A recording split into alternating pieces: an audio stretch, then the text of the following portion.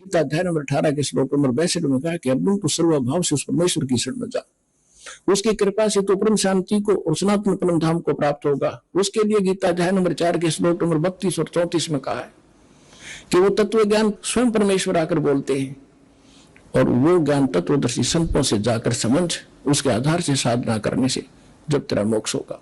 गीता अध्याय नंबर 7 के श्लोक नंबर 29 में कहा है कि जो मेरे इस ज्ञान का आश्रय कर लेता है, तत्वदर्शी संत को खोज लेता है, वो जरा और मरण से जो छूटने का प्रयत्न कर रहा है, उसने तत्वरम को जान लिया, सारे दातम से परिचित है, सब संपूर्ण कर्मों से परिचित है। तो दास ने भी बता दिए, जो जरा और मरण से छूटने के लिए प्रयत्नशील है, वो तत्वरम से परिचित है, सारे दातम ज्ञान से परिचित है और सभी कर्मों से परिचित है। जरा माने वृद्धावस्था, एक जोरा माने मृत्यु, ये परमात्मा के संत भाषा के शब्द हैं।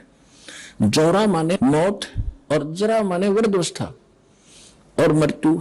जो इससे छूटने का ही प्रयत्न करते, संसार की किसी वस्तु की इच्छा नहीं करते, वो उस तत्परम से परिचित है।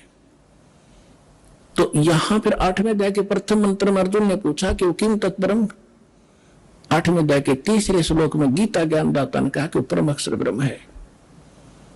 गीता अध्याय नंबर 15 के श्लोक 1 से 4 में उल्टे लटके हुए संसार रूपी वृक्ष का हवाला दिया है कि समझो ये संसार ऐसा है, ऊपर को जड़ तो पूर्ण परमात्मा, नीचे को 3 गुण रूपी शाखा है। और तत्वदर्शी संत वो होगा जो संसार रूपी वृक्ष के सभी विभाग बता देगा। अक्षर पुरुष एक पेड़ है, सरपुरुष निरंजन वा की डार और 3 देवा शाखा है, वो पात रूप संसार। परमात्मा ने 600 वर्ष पहले अपने सूक्ष्म वेद में बोला हुआ ये ज्ञान दास को आज आपके रूबरू किया। फिर गीता अध्याय नंबर 15 के श्लोक 4 में कहा कि उस तत्व ज्ञान के प्राप्ति के पश्चात परमेश्वर के उस परम पद की खोज करनी चाहिए, जहां जाने के बाद साधक फिर लौट कर कभी संसार में नहीं आते। और जिसने सब ब्रह्मांडों की रचना की है, केवल उसकी भक्ति कर मेरी भी छोड़ दे।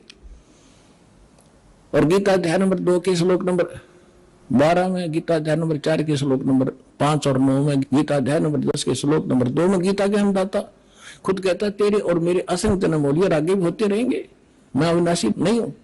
गीता अध्याय नंबर 15 के श्लोक नंबर 16 और 17 में 3 पुरुष, 3 प्रभु, 3 स्वामी, 3 ब्रह्म बताए। सरपुरुष ये किस ब्रह्मांड का स्वामी, ये काल है, गीता ज्ञानदाता ब्रह्म है। अक्षर पुरुष ये 7 संग ब्रह्मांड का स्वामी है, इसका ये भी नाशवान है।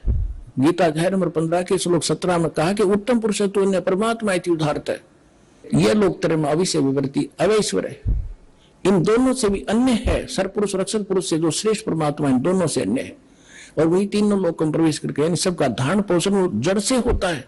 तो संसार रूपी वृक्ष की जड़ पूर्ण परमात्मा है, उसी से सबका धारण पोषण होता है यहाँ पर। और वही वास्तव में अविनाशी है।